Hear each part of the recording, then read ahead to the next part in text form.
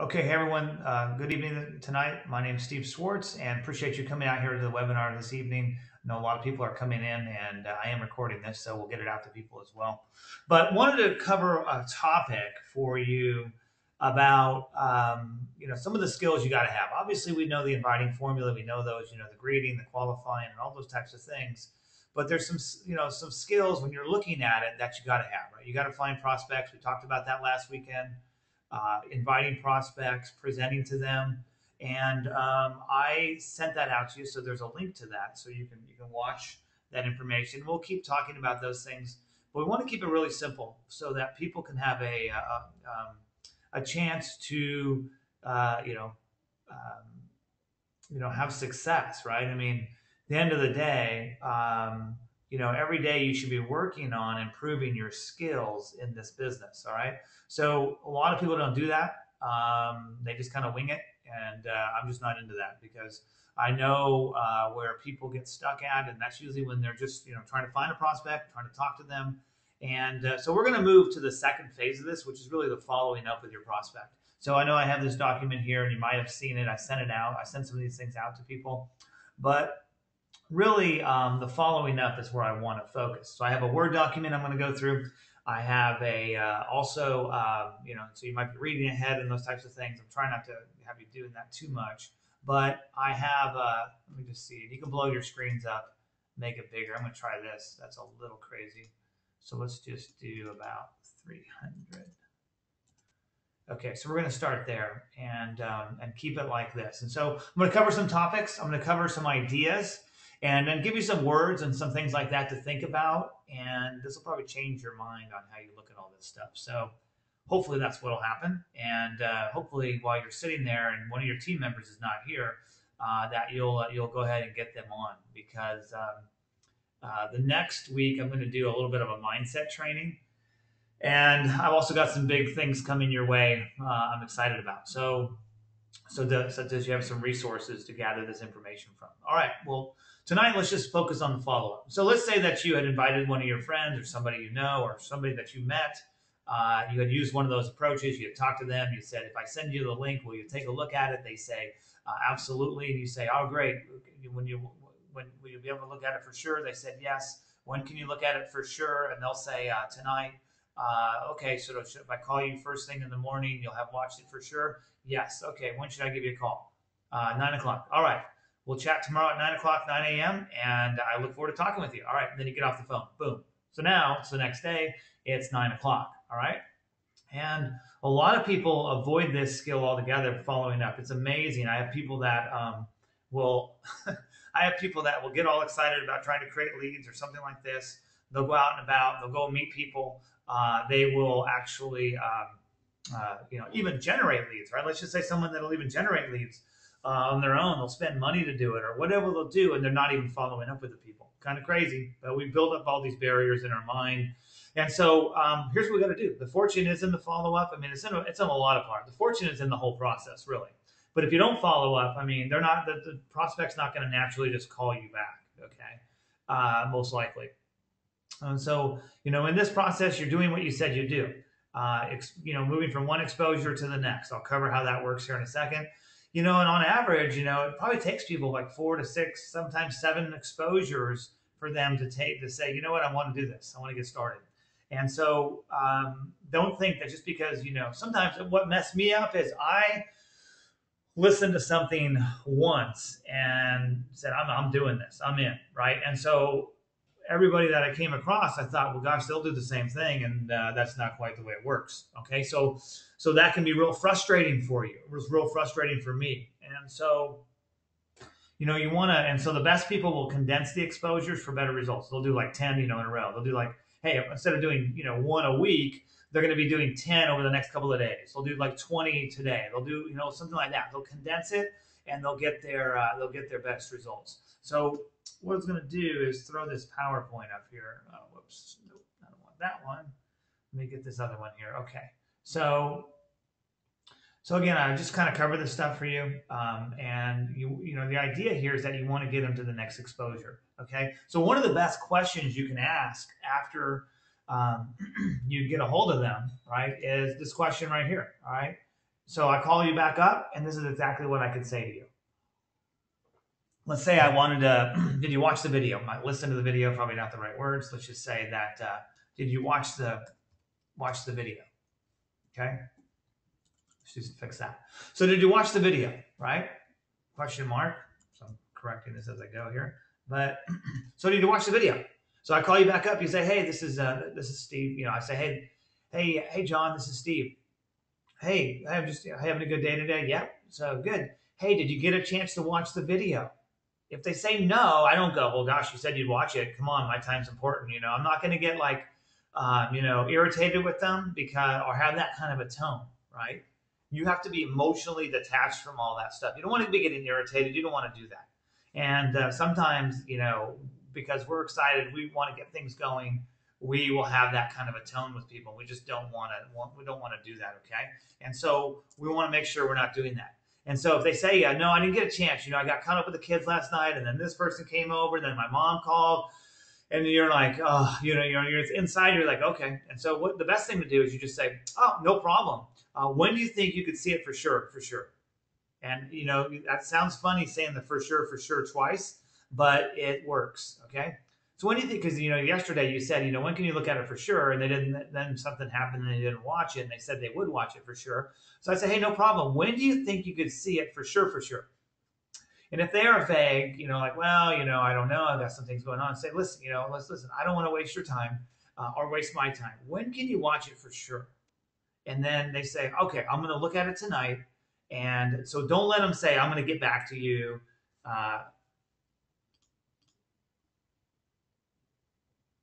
It's just let's just pause real quick. Is it really choppy for everybody? Because I can call in on the phone line. I mean, I can do that. Just give me a second. But it's usually your internet. It's not my phone. It's not the way I'm doing it. So just let me know that. I'm good. It's choppy. Welcome to your internet is what I should say.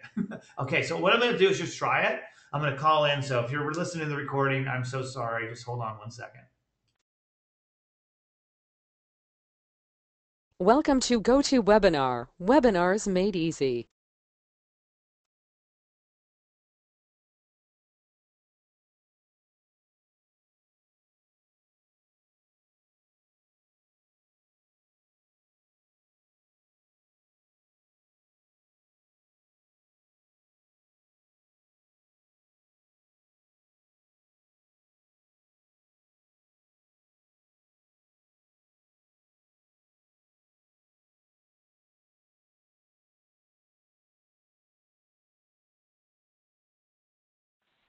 Okay, can you hear me now?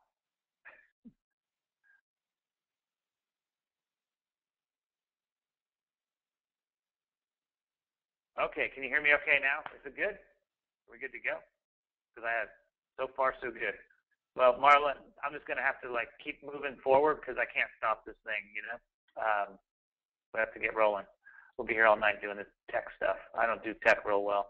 All right, good. Well, okay, good. All right, so we're going to just keep moving forward. So let's back this up because we got messed up there, all right?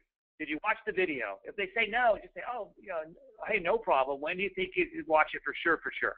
If they say, I don't know. I mean, gosh, about this. Listen, I don't want to waste your time or my time. When can you really watch it for sure?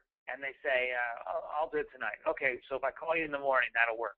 Yep, and I reset the appointment. Say, great. Can't wait to talk to you tomorrow morning. Well, have a good day. Bye-bye. Boom, I'm off the phone. I don't do any more talking. I don't do anything else. Because remember, we're in a hurry. We're moving. We're busy. We don't have time to, chew the fat and talk for another 20 minutes. We're busy. We got to make stuff happen. All right. So we're not sitting there talking to them for another 20 minutes. Blah blah blah. Can't you just tell me what it's all about? No way. We're not doing that. All right. That's your attitude's got to be like that. All right. And so sometimes we're going to get some questions and objections. But here's one of the best things that you can say to the person when you call them back. You can say, well, what did you like best? Right? So so I call you back at 9 the next morning, and I say to you, so did you get a chance to watch the video? And they said, yes. And I say, what did you like best? And they say, that's okay, Marla, you're not in pain. I say, what did you like best? And remember, some of us get set off when someone gives us a question. They think like, how dare you ask me a question? I want to be around positive people. It's natural for people to have some questions.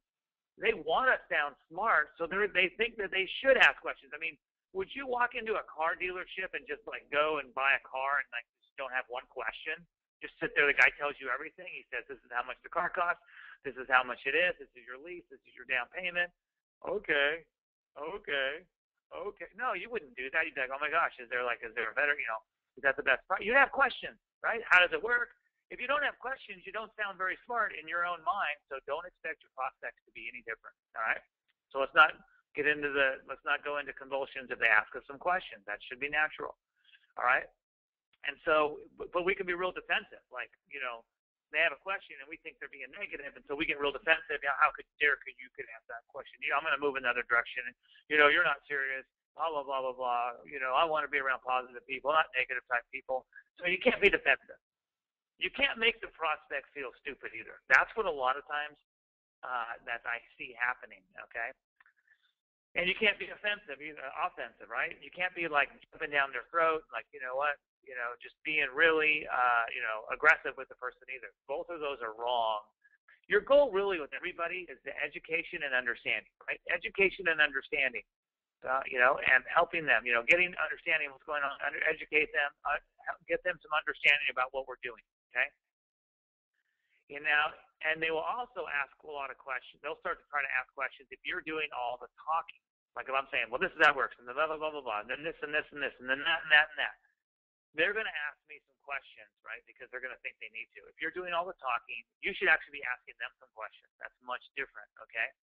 Best approach is to relate to them. I'll go over some of those things and avoid these silly, stupid comebacks that everyone likes to use around the network marketing land, and they all think it all kind of makes them feel fun, happy, and people will put up these posts on Facebook and show a pyramid, and if someone says, is that a pyramid? No, the pyramids are in Egypt, and the person's like, really? Come on. I mean, or if they say, is that one of these pyramids, and they're like, no, corporate America is actually the real pyramid, blah, blah, blah. When you use that kind of garbage, those are garbage answers, and they're not going to get you anywhere. They're not going to help your prospect. I know listen, I'm on the phone line, so there's no way. If I'm cutting in and out, that's not much I can do. That's your internet. So let's just not even give me another it's cutting out, because I'm not listening to it anymore. Sorry. All right. So sorry, guys, but that's just the way it is. So you have to avoid the fancy comebacks, like corporate America is a pyramid type of stuff. That kind of thing. What do you mean you don't have the time? Everyone has the time. You have the time when you're at lunch. You have the time when you're over here. That's being offensive, right? And so we don't want to be doing those types of things. You want to ask questions and guide them. All right, guide them and guide them. Okay. So I hope that.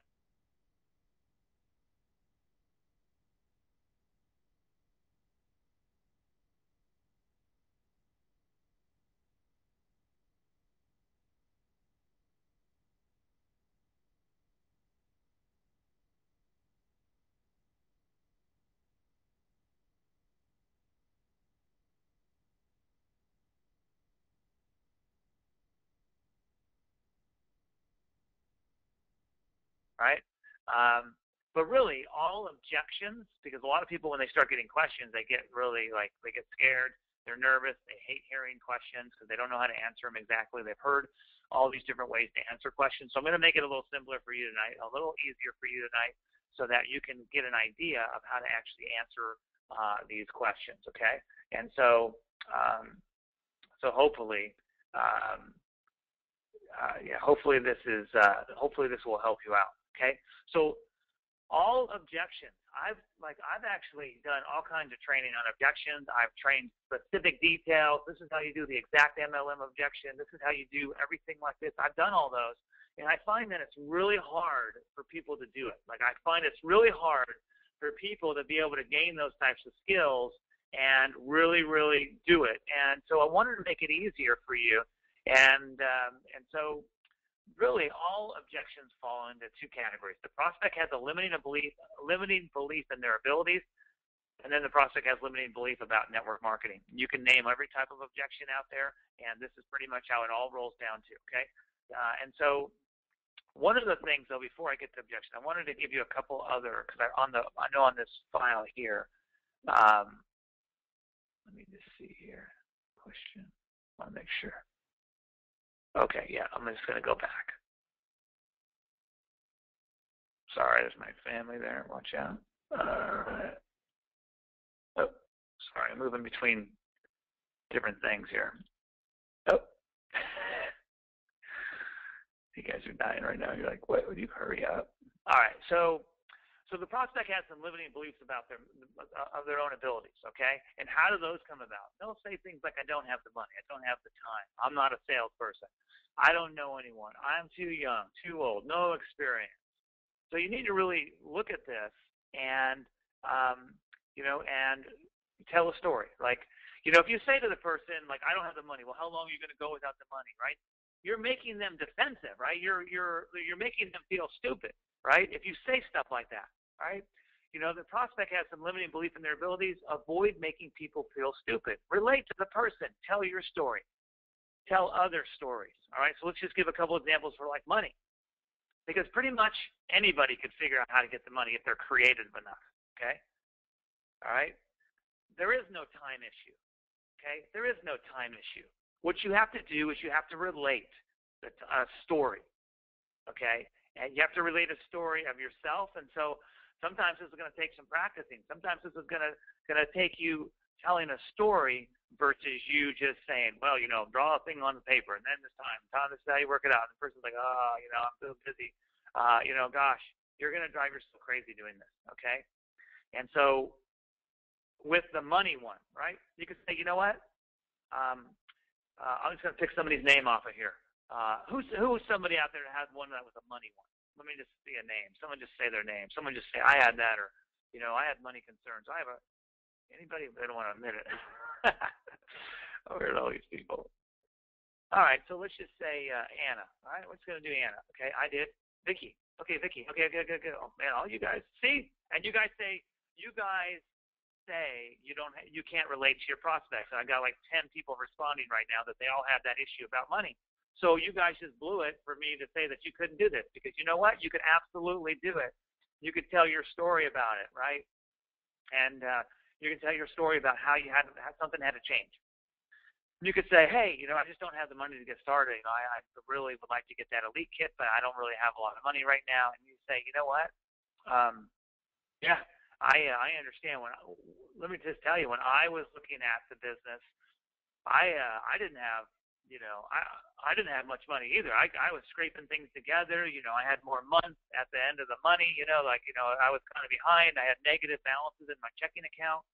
And, I was checking my balance in my ATM. I was using the ATM to check the balance of my accounts, and it wasn't pretty. I didn't have a lot of money either. But I knew that if I didn't change something, right? If I didn't change something, how was that a year from then ever going to be any different? And so I went in my garage. I went to Craigslist. I sold a couple of things. I looked at this. I looked at that. I said, you know what? I do have some money over here. I can get something over there, and I figured out how to make it work. Or you could say, I was talking to Carl, and Carl, he's a proud person, but he just didn't have a lot of money, but he needed a way to change that, and so Carl became resourceful. He figured out that if he didn't change, something had to change, and so he made that decision that he was going to do it, and so he quickly found the money. He figured it out. He got going. And now Carl's lost like 60 pounds on the products. I'm just making this up, Carl. Carl lost like 60 pounds on the products. He's helped about 20 other people, lose 10, 15 pounds in the last month. And he says it's the best thing that he ever did. See, I just told a story. So do you think you could find the money? So then I told a story. So how are we going to find this money? Okay, good. Let's do it. All right, great. Right? That's how you overcome it. Time, it's the same thing. You could say, I can give you the time one. Let me tell you, when I first looked at this, I was working so many. I worked around 2 o'clock in the afternoon, and I swear I was riding home at like 2:30 in the morning. Well, really, I was driving home at 3:30 in the morning, an hour back home. trying to not fall asleep with all the semis and getting run off the road in my little Geo Metro. I mean, that's really the reality. I didn't have time. I was working at nights. I didn't have any time. I'd wake up. I was waking up in a fog around 11 in the morning, 10 in the morning. I'd shake it off. And I would how was this going to change? And I would go back. Next thing, I would find myself at work. And on the weekends, I was volunteering because I was an Army officer. So I said, gosh, I could make an extra $500. So I did the National Guard. And I started a couple other little things like some vending machines just to try to get some other money. And I was running around like crazy, and I had no time for anything. I mean, we had family, little kids, and I was just like at my wit's end. And what I looked at is if I needed to do something that could in a smaller amount of time, in a little bit of the nooks and crannies of my day, I could do something that would have a little more leveraging than me running around doing everything. And I found this business. I found network marketing, and first it didn't really take off because I was learning some things, and I was learning some skills. But then on my lunch break, then I started getting some skills. I started getting some results. People wanted the products. People wanted to do the business. They were interested. They wanted some of the same things I wanted, and they didn't have a lot of time either. But in my little lunch breaks, I would make some calls, and then over here I would do the thing. And next thing, over consistency, in 2 years. In other words, starting at zero, in 2 years, I had doubled my entire, my Dell salary. I had doubled it, only working at first a few hours, and then I figured out more time, and then I cut out some of those other things like the vending machines, and I cut out the National Guard thing. I didn't need to do that anymore. And then the next thing I had some more time, and I don't know, but in 2 years, I doubled my income. So you could shorten that story, but I could tell you that story. And I said, sometimes you just got to look at it there, Mike, and figure out what are we gonna do? We got to do something, right? Otherwise, we're going to be a year from now saying, I still don't have time. So can you see how that maybe we could start small and we could build it up a little bit around time? So do you see how the stories, Oh, hey, I got Carl's weight almost 58 now. It's close. I felt the energy, Carl. What can I tell you? And so do you see how you could do this stuff? This isn't that hard. But what we make it hard is, I don't have the time. Right? No, tell someone's story who didn't have the time. Tell your story about time. I'm not a salesperson. Well, let me tell you, I was a captain in the Army. I didn't even know. I went to a job interview, and I didn't even know when I was getting out of the Army.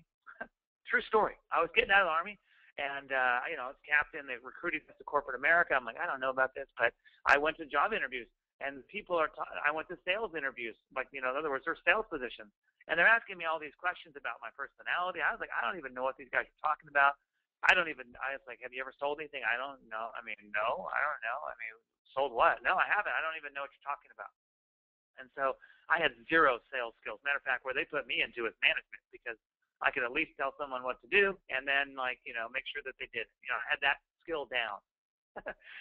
Sort of. In the military, there's a little more force behind the civilian world, but still, I had that ability to do that, and so that was my comfort zone, right? That was where I was at, and so no one ever taught me any sales skills. I didn't know any of that stuff, but I mean, I figured I could at least, people didn't hate me. I could talk to people. When I was in the Army, I would relate to people and talk to them and learn about them, and so I found that was really what it was about. It really wasn't about sales. It was like, gosh. Oh my gosh, you're from Michigan. I went to Michigan once at the University of Michigan football stadium. It was huge. It was like the biggest thing. I mean, the seats were on top of each other. It was a crazy atmosphere. That's the only time I've been to Michigan. But what part of Michigan are you from? So I would relate to people. See, I wasn't a salesperson, and I found that just relating to people, and it was what really was what it was all about, right? I mean, so. You can talk to people, right? I mean, we talk to each other at work. I mean, you're always telling me about things, and we get along great. That's all it takes in this. And so, and you can learn, and you know what? It's not like they come in here with all the skills laid out. What happened to me is I started learning some more things, and then I got better and better. But, when I first started, I didn't have any sales skills. My gosh, you can't even know what sales was. So do you think do you think you guys could do that? Little hands up, little raises, a little bit? Raise your hands up there. Do you guys think you could do that? Come on, this isn't that hard. Come on, it's not that hard. Thanks, Steve. Steve's like, it ain't hard. I can do this. I got this. Yeah, yep. Do you see how easy it would be? I don't know anyone. Well, gosh, you know what? Like when I started, I went to a couple of my friends. I did know a few, and actually I don't know, one of the guys joined, and so it was pretty cool. But I really didn't have a big list of people. I mean, I did know quite a bit of people, I guess, but I didn't think of it like that. And I've been in the military, been around a lot of people, but I didn't have all their phone numbers. I didn't know them. Like I didn't know them. And so what happened here is I look back at it and said, you know what, I do kind of know a little bit more than just a couple people. So I figured that out. I figured out that I probably do know. So I did kind of an exercise, and I figured out that I did know quite a bit more people. But then I ran into somebody that one person I knew. Well, they led me to this other person, and this other person, they didn't know a lot of people either, but they did some advertising on this one thing, and then the next thing that happened, all of a sudden, like they met this guy. He was from Malaysia, and all of a sudden I had like 20,000 people join my business over a few years from Malaysia. So a couple of people knew somebody else, and then this thing happened, and then the next thing happened, and then after that, over 50,000 people joined in the Philippines. I'd never even been to the Philippines. Okay, so you don't have to know everyone, but I don't know anyone. Again, you can see how these are all about someone's abilities. I'm too young. I'm too old. No experience, etc. I didn't have any experience doing this either. You know what? I may be. So if you just change it a little bit, too old. Well, I found that that your age really isn't the issue. It's what do you want to make it happen? And so when I was I've talked to a lot of people that are 55, 60 years old, and they can't find work now. They're like worked out. They're doing things. Matter of fact, I was just looking at some model homes, and I thought my grandma was showing me the property. I ain't joking. Like my grandma. Like I thought, when she was living, obviously she'd be 100 and something now, but back in the day, it looked like my grandma was showing that property. I'm like, man, what is this lady doing working here? And what I found is more and more people are working in the workforce in their 70s, early 70s, and 60s, and 70s. Have you been seeing that? Have you seen that, Margaret?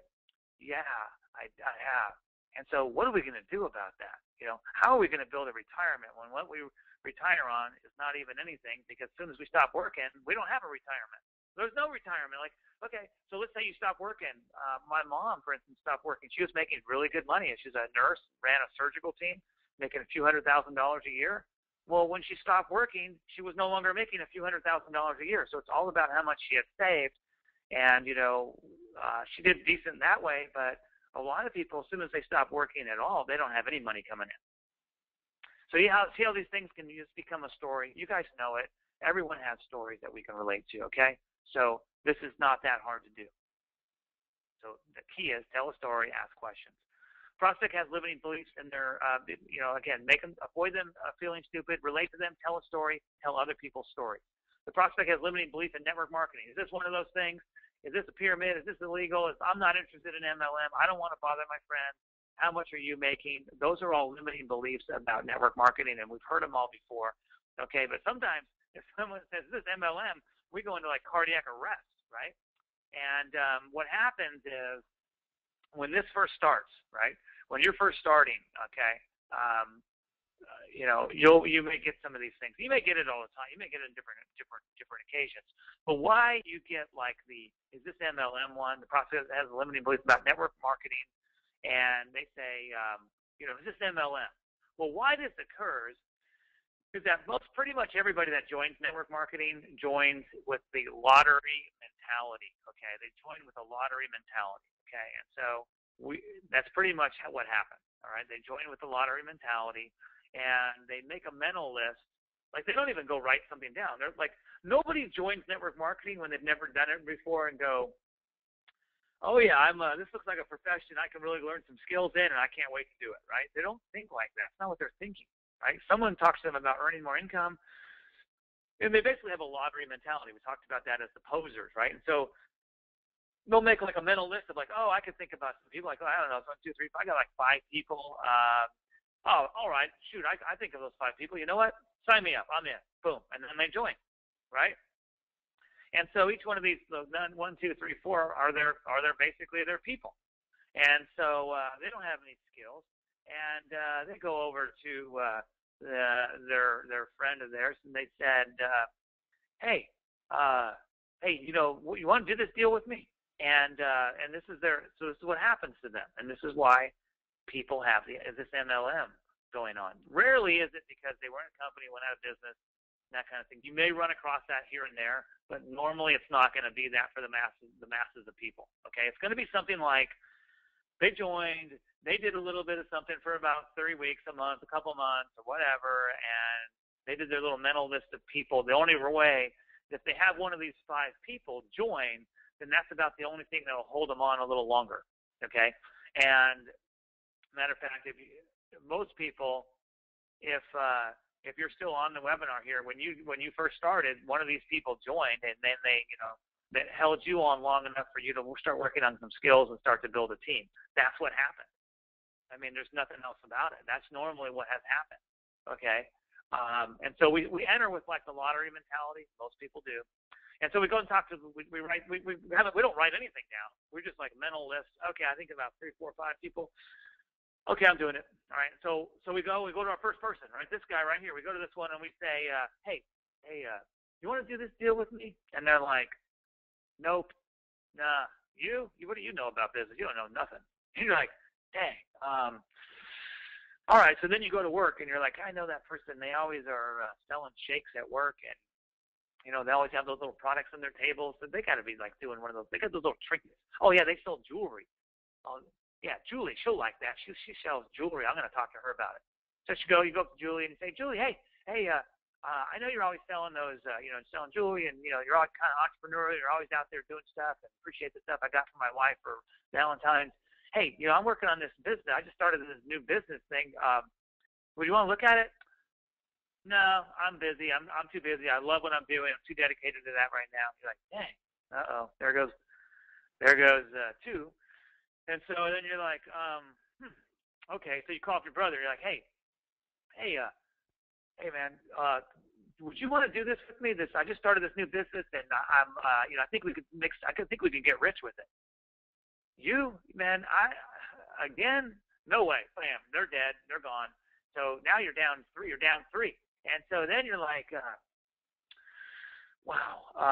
Well, let me talk to that guy. He sells insurance. I knew him. I'm just gonna call him up. Hey, I know he'd be good. Hey, I know you're good at you're real business minded. You're pretty good at selling insurance. I just started this new business, and do you want some more income? I think we could really make a lot of money here.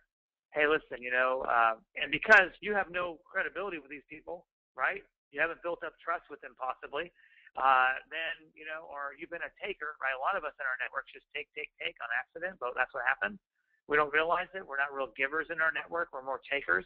And so, yeah, that guy goes, no way, man. No thanks. I'm no thanks. So then you're down to that. And then you call up. You're like, Mom, I have this, would you do me a favor? And, I spent about $500 on this business, Mom. And you think about it, you spent about $500 on this lottery ticket, by the way. So you call up your mom and say, Mom, help. Would you like to join my business? And your mom's like, again? I mean, last month it was this, and then a couple of years ago it was that, and now it's this. No thanks. Boom. And so then this happens, and they get knocked out by their mental list of 5, and then they go around saying, see, that MLM stuff, it doesn't work. No way. I would never join one of those. Those things are pyramids. No one makes any money at those things. They try to get you in, and then they tell you to beat up your friends, and they talk to all the people you know, and then it doesn't work. See, network marketing doesn't work. And then they go around saying that stuff, and then this is where these things come from. So you need to be able to identify that and have an idea of what's going on. Does that make sense to you guys? Does that make sense? So they basically they take that lottery ticket, they tear it up and throw it away, and then they go and they say all these things about MLM doesn't work and yada yada yada. All right. So what you're hearing is one of those torn up lottery tickets. When you hear this, just keep that in your mind. They tried it, or someone they knew tried it. Okay. That's always where it comes from. They either did it or somebody else did it. Someone says, is this network marketing? Is this MLM? They didn't just think of that. Most people aren't clued into that, okay? It's because they tried it or someone they knew tried it. So here's your solution to this. Okay, I'm going to show you, okay? Now, let's go over some of these. So if you're hearing these things, like this one of those things, this pyramid's legal, not interested in MLM, I don't want to bother my friends. These are all coming from their torn up lottery ticket, okay? Somebody may have had a company go out of business. Somebody may have had a company go retail or something like that, but that's very rare, and you'll be able to find out real quick, okay? So they have some kind of psychological psychic damage, or they are just curious, right? And so it's how they ask the question that you must think about, right? Are they asking it like curiosity-wise? Are they curious?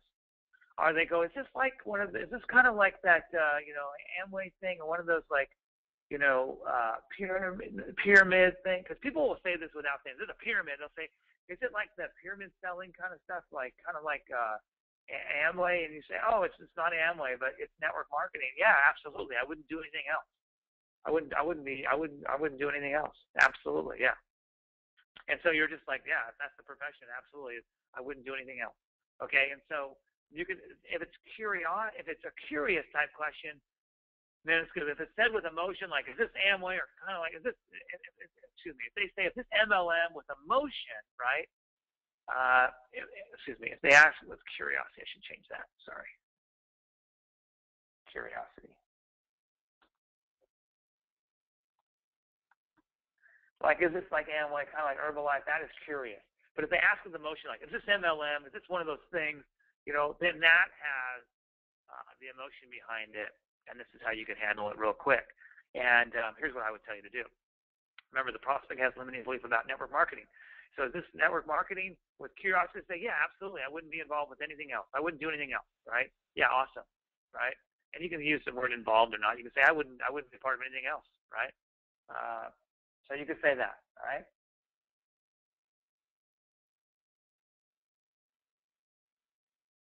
Geez, maybe you can type. I wouldn't be a part of anything else. Yeah, it's awesome. I love it, right? I love it. And so if they say it with emotion, you say, whoa, wow, wait a minute, Dennis. You have a story. Was it you, or was it someone in your family? What happened? Well, and they're like, well, actually, it was me. The company went out of business. Oh my gosh. How did that make you feel? And you're like, yeah, and then they're telling you. And then you listen, and they'll tell you. And they'll tell you more, and they'll tell you more, all right? And then you could be like, hey, if the company hadn't fallen, you're going to listen. Oh my gosh. And so did you have a team? But this isn't even on the scripting on here. But I'm just going to tell you, it could be like this. If the company had gone out of business, you could be like, oh my gosh, how did that feel? Oh man. And then what happened? Yeah. Now, did you have a team? Yeah, I had a team. Were you making money? Yeah, I was making a couple $1,000s a month. Oh my gosh, so you got some skills, right? Yeah. So you're complimenting them. You're listening to what they're saying. They're like, yeah, I had a team. How many were in your team? I had about 40. Wow, so you've got skills. And you were making some money. Yeah, I was nice. But, and so then they're like telling you more. It's like, but I just don't trust it. How many years has it been? About 4 years since oh wow, what have you been doing for the last 4 years, And so have you just, trying to swore it off, or what's the, that kind of thing. And they'll tell you, it's like, yeah, I just didn't want to go through that again. And you could say, well, if the company hadn't fallen apart, do you think you'd still be doing it? And they'll probably be like, yeah, I think I would be. Okay. And so, remember, so then, let me see here. Sorry. Yeah, so you could be that. So you took a step back because it was kind of an emotional experience when the company goes out of business. But hey, Dennis, companies go out of business in every profession. Do you think it was network marketing that let you down, or that company? The company, right? So if you became comfortable that the company, that a company wouldn't go out of business, and that, that you could find something that you could believe, do you think you could get your hopes up again? Yeah, I think so. All right. Well, I've got something that you may want to see. I'm going to send you this link. I wanted to show you this video by a gentleman named Tim Sales, and he talks about the network marketing profession and why he came out of retirement. If I send that to you, would you take a look at it for sure? So in other words, like let's say I had shown him something else, and then this came up, right? That this objection came up later. Like I didn't realize, because maybe I didn't do the most great greeting. I didn't realize they had this issue. So then maybe I need to send them some other information on next exposure, okay? So, you can, but see, I'm relating to the person. If someone says, well, I joined the company and, I did it for 2 months. I had a whole garage full of water filters. Oh my gosh. When a garage full of water filters, when was this? About 15 years ago. And how long did you do it? I did, I don't know, about 2 months. Okay, 2 months. All right. So you did it 2 months. Okay. And so,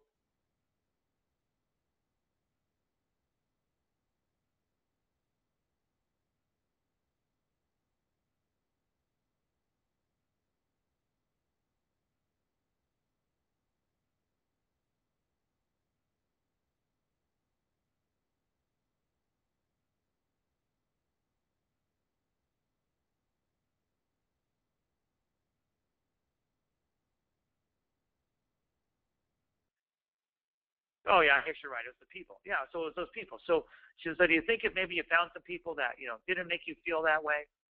If you found some people that had your best interest had your best interest, you think maybe you could look at it again? Yeah, maybe I would. Because what did you sign up for in the first place? I had some goals.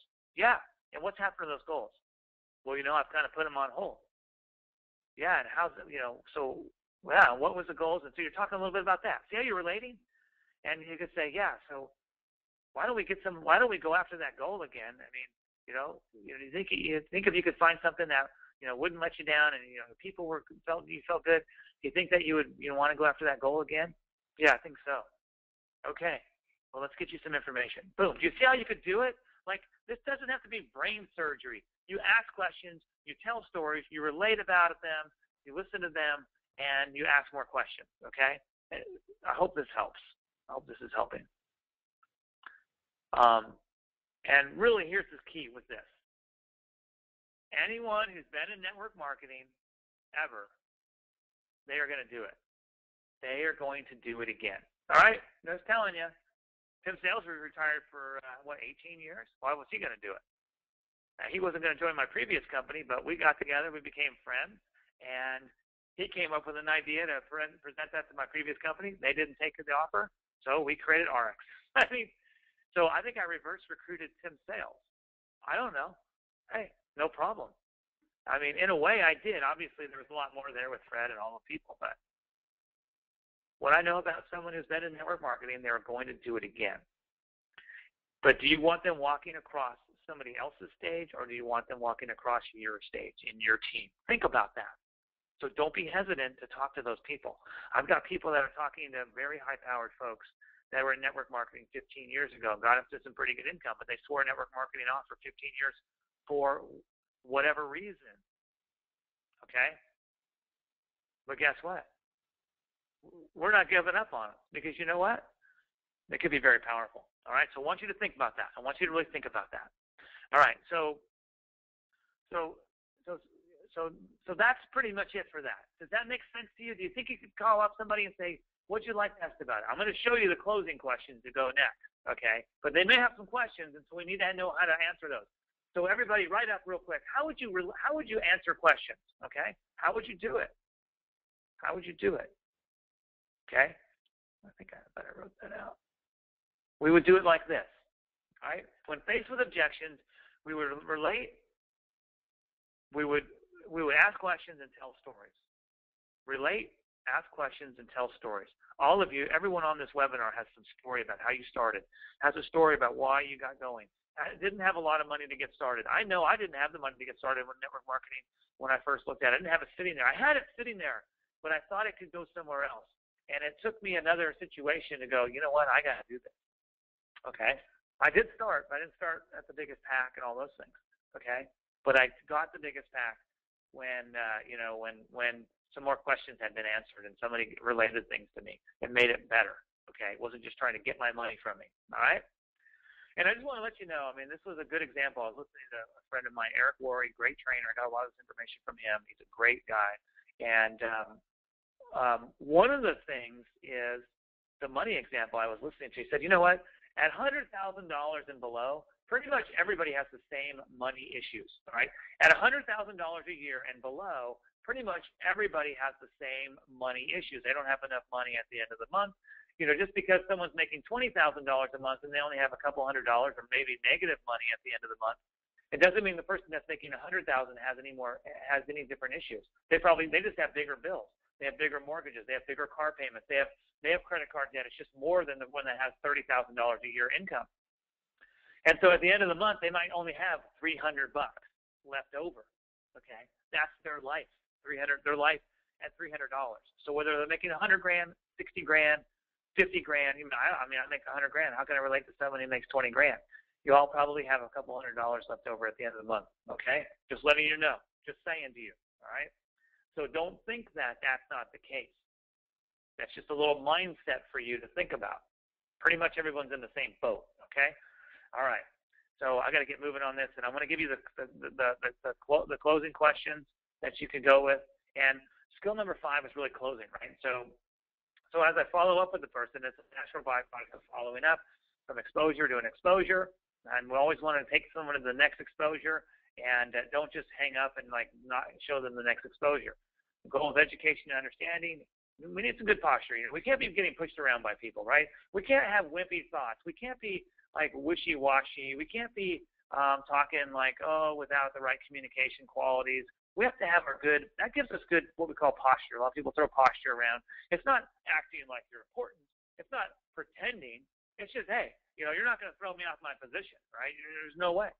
No one, after going through after trying on that slim fit suit I did last night, and after all the experience I've had with Slenderize over the last 8 weeks of redoing of it, losing, getting down to almost my high school weight, you couldn't throw me off. You could never tell me SlenderX and Accelerate doesn't work, that the drops and all the program and the clinical trial and all that it doesn't work for people. Never. You could never get away with it with me. Not going to happen. All right? So that's my posture on that, because I built that belief about it. All right?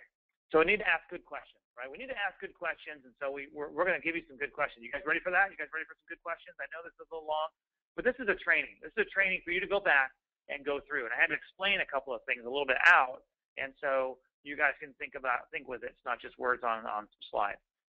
All right. So closing, all right? The professionals approach closing. They are emotionally detached. When I started making money in network marketing is when I stopped caring what everyone thought when I called them back. I wanted to help them. Everyone cares, but I was emotionally detached. All right, and the goal is education and understanding. They're very assumptive. They're assuming that you're going to start. They're not saying you're not going to be interested. They're not coming to the follow-up calls going, they won't be interested. I know it. I know they're going to ask me how much I make. I know they're not going to be interested. Oh my gosh, you're going to ask me a million questions. No, heck no. We're not. No way. We're moving. We're quick. We're moving fast. This is, hey, call them back. They know people are joining them. They know that people are going to be coming aboard their team. They know people are going to be buying the products. Hey, come on, join us. 1 + 1 = 10. 1 + 1 = 5. You and I together, we're going to make 10. Let's do it. Let's go. Let's get this thing going. We're moving forward. And they're always prepared. If they're at a meeting, they're not searching around, for a pen at the end of it. They're not going, oh, did someone print off an application? Oh, I don't have a pen on me. Oh, I don't know. I don't have those packs in front of me. I don't know what they are. I don't know where to find them. Oh my gosh. They're not scrambling around at the end of the in-home meeting going, oh gosh, I can't. Do you have an application? How much is it? Where's those forms? No, they're ready to go. They have it all. They're ready to go. Okay. They know where it's at. They know what they're doing, and they're prepared. Carrying a pen around with you and something to write with in a digital age is still okay. Okay. Taking something to write with, having a book. I would rather write things down. My list of prospects is written down. I don't do digital. It doesn't work. I can't look at it. I can't see it all at once. I can't flip through it real fast. I lose names. I'm no good at that. All right. I don't care. My active candidate list of prospects is written down on paper, and I take it with me. And I find reasons to give them a call if I'm not even in the cycle of calling them, right? In other words, the follow-up calls. I find reasons to give them a call. Think of a question. Yeah, you're thinking of the question they don't ask. Yeah, practice the response in a mirror. Then you don't sweat it. You got it, right? You have to practice these things. That's why it takes skills. You can't wing this stuff. I can't just say to you, well, just call them up and see what they want to get started. I mean, you could do that with somebody. Like I could probably do that with my brother. You know, hey, dude, you're starting. Get here. What's your credit card? I mean, I could do that with my brother. But if he tries to do that with somebody else, it's history, okay? It's over. So we don't want to teach that. We don't want to teach that, hey, dude, let's go. Like that doesn't work, all right? All right? It only works with people you have influence on, which is what we talked about last week. All right. So closing, ask great questions. Reduce it to as few as possible. Amateurs say things like, what did you think? It invites the critic and more objections, and so we don't want to do that. What did you think? Well, I think, I don't know. I think my brother's going to yell at me if I join another one of these. I think this. I think that. No, we're not doing that. We're going to ask these leading questions. Hey, does that make sense to you? I've always said that. Hey, does that make sense? I always ask that. I even asked that on the webinar. Hey, does that make sense? That should be a question that comes out of your mouth always. Hey, pretty excited. Did that make sense? And they say, yeah, it did. Pretty exciting, isn't it? What did you like best about what you saw? That red one, why it's red, you've got to use that one every single time, even if it feels weird when you're saying it. What did you like best about what you saw? I watched the videos. They were pretty good. It was okay. I watched the video. I watched. Did you watch? Hey, did you get a chance to watch the video? Yeah, I watched it. And their level is like that. Say, well, gosh, what did you like best about what you saw? So we did this the other day, and so what did what do you like more, the product or the opportunity, right? So you could ask these types of questions. But if you don't, I would ask one of these. If you don't ask these questions, you got some other tricky one. Tricky doesn't work. Tricky doesn't work. Tricky does not work. Ask these questions. What do you like best about what you saw? If that was your one question you asked when they said they watched the information or they saw the webinar, or what did you like about what you heard on the three-way call? And you get off the three-way call after putting someone on the phone with you, and you say, what did you like best about what you heard? Right? What did you like best? What did you like best? What question are you guys going to ask at the end of this? Please type it right now. What question are you going to ask when someone says they looked at the video and you call them back, even though you want to say something else because you heard it somewhere else? What are you going to ask them? No one's typing. What did you like best about what you saw? That's what you're going to ask them because it's so important. Okay? Beautiful. What did you like best about what you saw? What did you like best about what you heard? Okay? You can add some of these other ones, but if you need to get this one down, get this one down. Marla's like, the one in red. Whoops, undo that. That's all right. Do that. Pretty exciting, isn't it? This is when you get a little more confident. Do those. But I love, did you make sense? All right, so we got to get through it. So this is one of the questions, all right? Here we go. There's only a couple more, all right? So questions immediately after exposure. Follow-up question is like, this is a good one. I did it the other day, and it worked out beautifully. And when I was actually explaining this to people. So again, this is the question, all right? So I said, what do you like best? And they say, I like how the weight loss works. It looks like it's a pretty exciting product.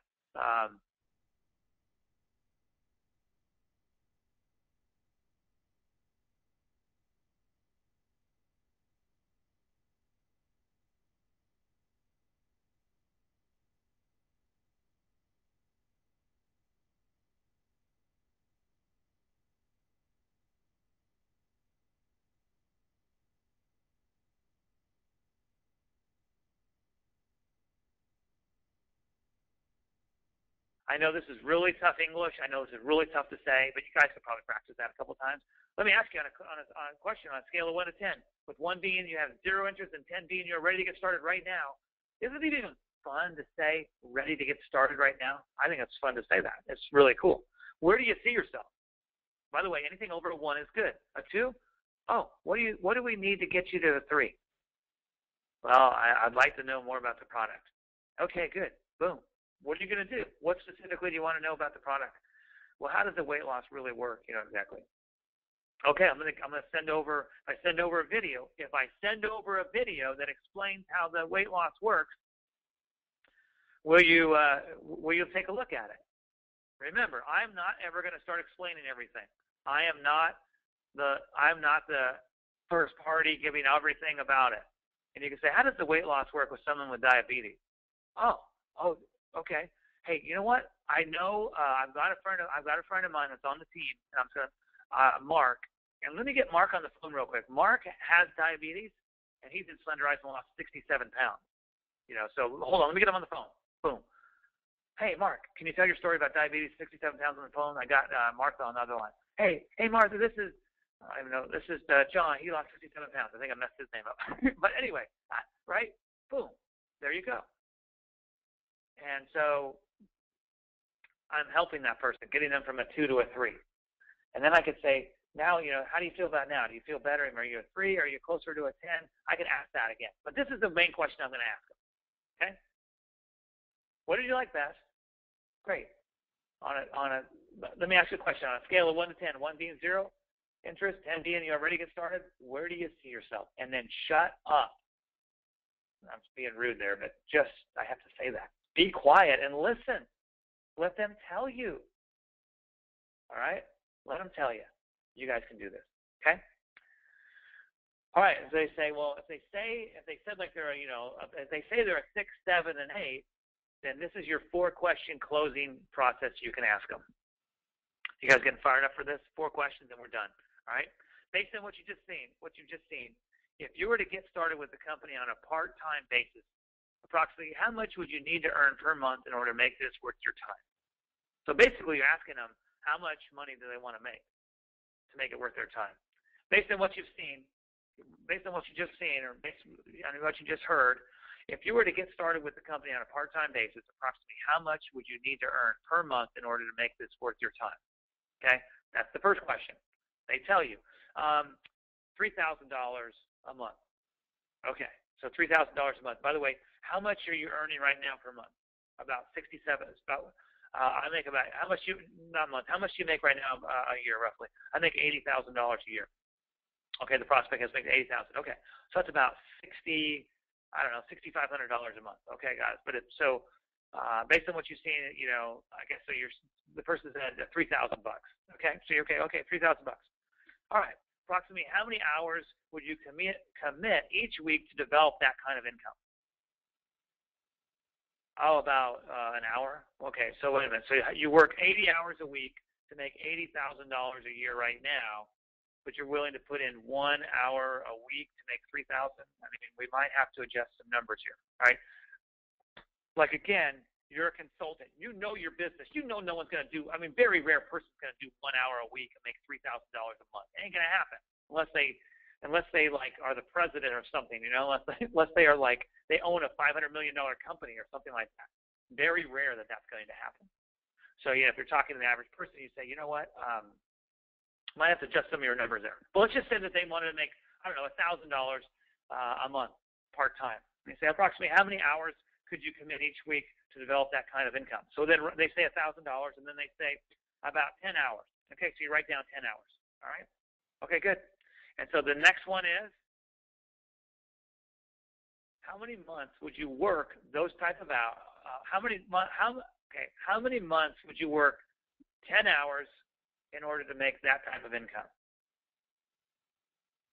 And so if they say, 2 months, really, you're going to give it 2 months? Come on. I mean, I wrote this example back down here, and I already went through it. But if they said, how many months would you? So then you say, how many months would you work those types of hours in order to make that type of income? And they say 6 months. Okay, so 6 months you'd work 10 hours a week to make $1,000. Okay, good. Now, if they say this needs to happen fast, how much? I would say, okay, well, how much do you? If they said, well, this needs to happen right away, I will say, well, how much do you make now? And they say $80,000 working 80 hours a week. Wow. So that's about $6,500 or more a week, a month, working 80 hours. And now you want to spend 5 hours a week to earn $3,000. We might need to adjust those numbers. I just want to help. I just want to help you. Be honest with you, and and help you get your results. Okay. So, I just want to help here. I'm not trying to say you're going to do that. Okay. So I want to have some realistic expectations. So they're going to appreciate that. Again, you're like a consultant with these people. All right. So let's just say that it was all lining up good. How many months? They say 6. They want to make $1,000, 10 hours a week. They'll do it for 6 months. Good. and say, if I could show you how to develop $1,000 a month, an income of $1,000 per month, working 10 hours a week over the course of the next 6 months, would you be ready to get started? All right? And they say, absolutely. And then you could just show them, like you could say, all right, well, let me show you how that's going to work. All right? One of the ways we can do it is as you come into business with the Elite Pack, all right, each time you sell one, you're going to make $200. All right? So that's going to make you basically $1,000 right there. Now, over time, what we're going to be doing is you're going to be helping other people bring in customers. They're going to be bringing in so much, people enrolling with them, and it's going to create you a few $100s a week. And then that's going to slowly, gradually ramp up, and then it's going to get you towards your 1,000. Don't make it overcomplicated, okay? Just kind of show them, okay, this is what you're going to kind of need to do, all right? This is how we're going to get there, all right? So this is the first step we're going to do. All right, so what we're going to do to get your initial money back, which will make you $1,000, we're going to do this, okay? So again, if I could show you how to develop an income of $1,000 per month working 10 hours a week over the course of the next 6 months, would you be ready to get started? Yes. Okay, great. Let's do it, all right? So then you're going to, you can get them started, all right? You could say, okay, here's what we're going to do. Do you think that's doable? Yes. All right, great, right there. Now, I want to throw a question in here to folks. And I did it the other day when the person was in this step of, they were right here, and they said they were like a 5. Okay, so they looked at the Tim Sales video. They had done some network marketing. Their husband had done. They were looking at another network marketing company, a service-based company, and they said that they were a 5. Okay, so in their mind that they're a 5. One of the questions when you're saying, well, how, what can we do to help you be a, move you to a 6, not to a 10, to move you to a 6. That's what I asked her. I said, well, what would we have to do to move you to a 6? She said, I'd like to learn more about the products. And I said, okay, and this is the question that you don't ask a lot of your prospects, but I think you should, but you got to do it delicately and just say, now, let me ask you something.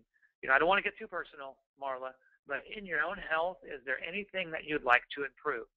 Like, is there anything, like, I'd like to fix this. I don't want to get too personal, so don't let me get that. I don't want to do that. But if there's anything that comes to mind. And she goes, well, weight, of course. This girl's like, weight, of course. And I don't know if she looks like I was on the phone on the freeway. She said, weight, of course. And, I've got type 2 diabetes. I've had it for this long. I was like, whoa, wait a minute. You have type 2 diabetes. Okay.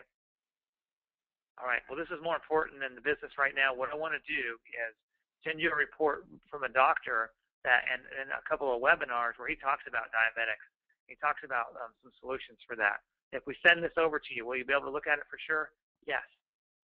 Okay, so if I send over the webinar about diabetes, and I send you over this free report from Dr. Ray Strand on diabetes and how he helps his patients, would you look at it? Yes. Okay, great. I'm going to send it over to you. When should we talk? When can we talk again? When are you going to look at it? I'll look it over the weekend. So if we call you Monday after work, will that work? Will that work for you? Yes. Okay. Look at the information over the weekend. We're going to shoot it over to you right now, and we'll talk on Monday at 3. Boom. Another appointment is set, which is basically closing the action steps, right? They're going to go look at the videos. We're going to call them back. All right? You see how this works? Does this seem hard? But see, I'm calm. I'm collected. I'm not nervous. I'm not worried about what's going to happen. I'm listening to them, and I'm following this script. I mean, it's not that hard. But if you jump all over the place and you try to sound important and all that kind of stuff, if you don't follow this, how much money is really it? How many hours per week? How many months? If I showed you how to do that, would you? Right? Basically. Okay? Okay. All right. So that's it. We're going to cover some other stuff next week. One of the things also, some of the things is talking about the industry of network marketing. I would call it more the profession. Replace the word with profession, the career path of a network marketer. Industry is gone. Use profession. The other thing I would talk to you about is some things you can correct yourself on a little bit is the ability to use cash flow. If someone has their own business, if they're already busy, they're looking to increase cash flow. which is what network marketing basically provides, is more cash flow for somebody. A lot of times a super busy person is not looking to take on another business. That's where their time objections come from, right? And so, and all their too busy objections, okay? So what you do is you can talk to them about, increasing cash flow. Well, hey, what do? I help people create more cash flow in their lives so that they can do the things that they like to do.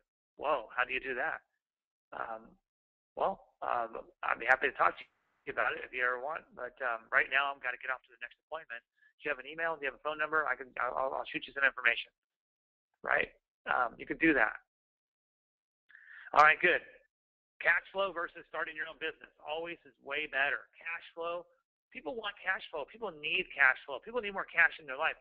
The reason I started some other businesses, all they did is make me more busy. And when I was looking at, when I got out of the Army, I started some traditional business type things, the traditional like vending. I taught like a little franchise, a mini franchise, I should say.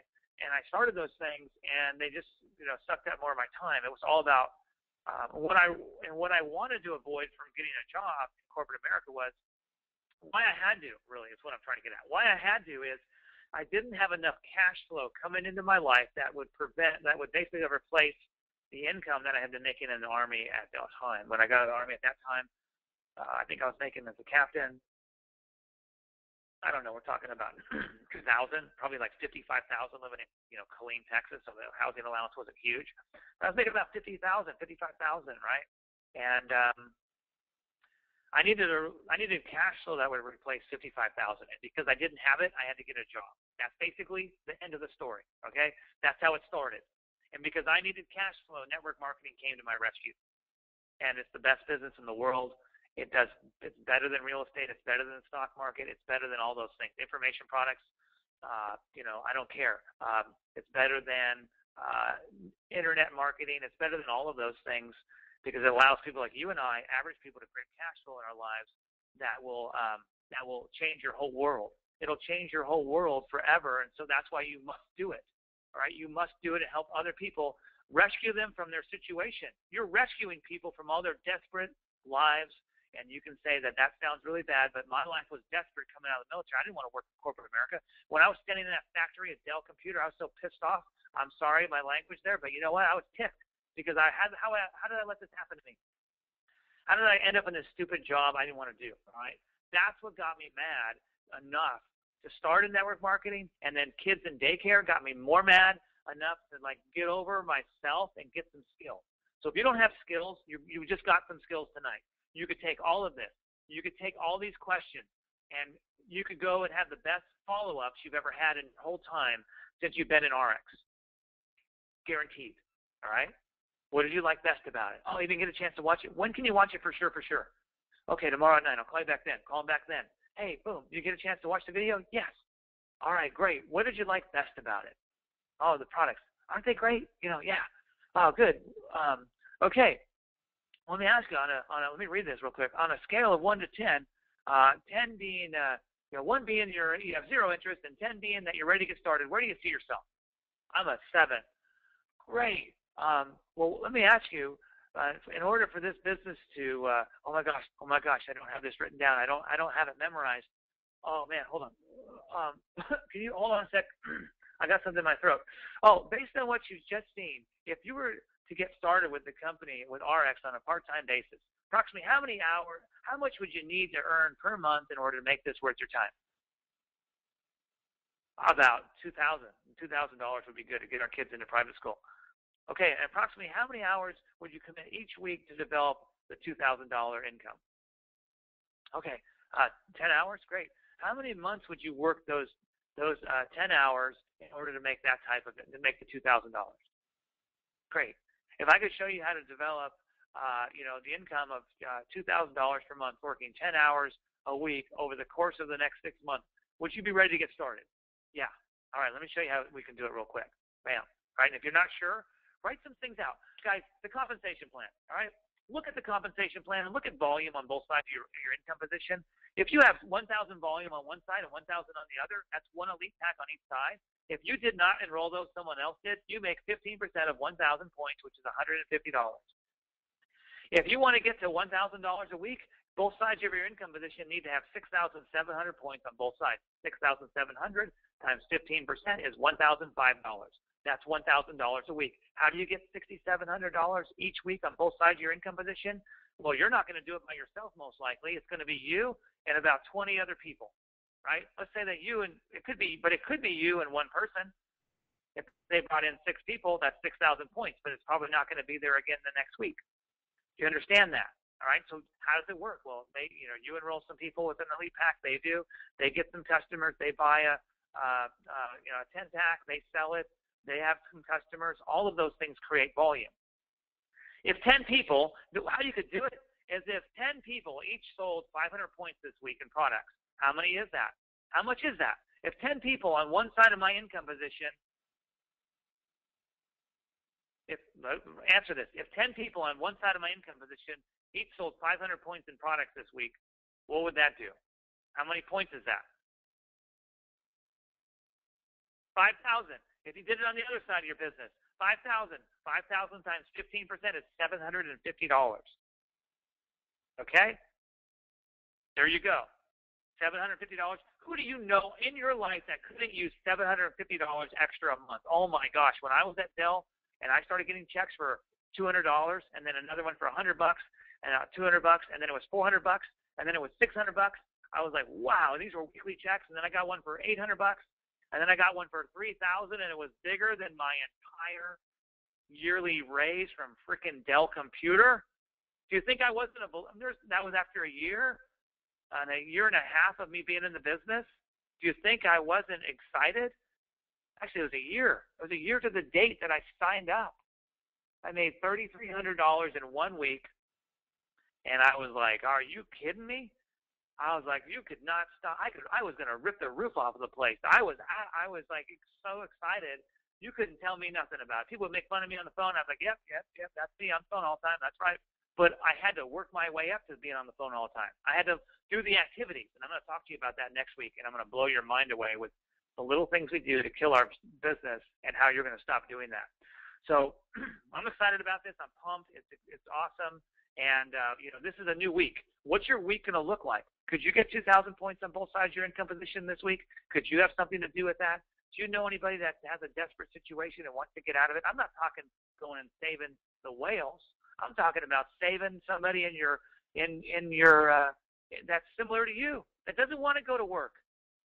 I mean, when I listen to Margaret Whitten and she tells me she had a mortgage business, she was a mortgage broker for 14 years. You better start using that story. I had no idea. You better start using that story. You better start using that story with every one of your prospects because they're going to fall in love with that. They're going to love that story. Remember, we're either pointing to something. Let me show you this real quick. Watch this video right here. All right, we're reading something. Now. If you want to talk to the top earners, they don't know anything. The top earners don't know nothing about the business, right? They do, but they're not going to tell you about it. They're going to point to something. They're going to read something. They're going to introduce something. Hey, let me introduce you to my good friend Ken Bailey. Hey, let me introduce you to Woodson Garden. Let me introduce you to Susan Frank. This gal was a nurse. She's amazing. All right. Let me introduce you to them. All right. Let them. And then she was a nurse like you were, and look, she's made so much money in this business. It's unreal. And she's a stay-at-home mom now. You've got to talk to her, right? And so you're introducing, and then let them tell their story. What are they going to do? They're going to tell a story. They're not going to give facts. No, facts bore the heck out of everybody. All right? And quit being the first party. I'm going to tell you all about it stuff. I don't do it anymore. Nope. If I find myself talking too much, I'm out of there. I got to point to something. I've got to introduce something. I've got to read something, or I've got to tell my own story about it. You can talk when you're telling a story, okay? But don't be like, well, the homeopathic, what it has is an Ayurvedic herb, blah, blah, blah. But no one cares. Hey, you know what? I know I took the drops. They helped me not be so hungry, and then I was eating good food. I changed that. I couldn't believe I was doing it, but I did. It made it easy. I wasn't craving all the bad stuff, and I drank a lot of water, and I took these good vitamins and stuff, and I don't know. It's just like, I don't know. It worked. I didn't even do a bunch of exercise. I walked a few times a week, and bam, all of a sudden I lost 10 pounds. I was like, are you crazy? And then, next thing I know, I did it again. And then I took it a little more serious. I said, well, I'm going to kind of really eat. I'm going to kind of like watch what I'm eating even more. I'm going to look at this. I'm going to look at the kind of foods I'm eating exactly. I'm going to cut out, there was sugar in that ketchup. I kept eating all that ketchup and all that sugar in it. I got rid of that. And I never thought I'd stop eating ketchup because I love ketchup, all right? But I got rid of it. And then the next thing you know, bam, I lost 5 more pounds. Then I kind of stalled out. And then they said, you need to drink more water. So I drank even more water, and I drank like 5 liters. I don't even know what 5 liters was. I had to go look it up, and I figured out how many cups of water that was. And you see, I started taking it more serious. But at first, I wasn't like that. I took it more serious and more serious. And next thing, people are coming up to me and saying, man, what happened to you? I was like, I don't even know. But I've lost like 30 pounds. And wow. Matter of fact, I've lost 37, and it's been amazing. And I'm never going back to the other 37, never gaining that weight ever again. And so everything changed, and so I love it. So do you see, if you tell a story like that, by the way, you can all get that same story for yourself. So that's what you got to do. You go through these questions, right? You do it, and, how much money, how many hours per week, how many months. If I could show you, there you go. So don't get all freaked out about this. Tell your stories. Everyone wants to hear them. All right. So everybody, I hope everyone had a great evening tonight. We'll get this out to people if they didn't get on here. And by the way, the amount of people we had on here, we had a decent amount. It should be 5 times that. If you don't have 5 people on this $1 million mentoring webinar that I'm doing on Sunday nights, then you're blowing it. You're blowing it big time, okay? So the more you get on here, the more money you're going to make. The more people we get to the April 12th WOW event, the more money you're going to make. The more people you present the business to this week, the more people you find as customers, the more money you're going to make. If you do it once a week, you're not going to make very much money, all right? And so let's push to Vegas. Everyone's got to go to Vegas, all right? And so everyone have a great weekend. The start of the week, and let's move it. Get on the schedules, get people in front.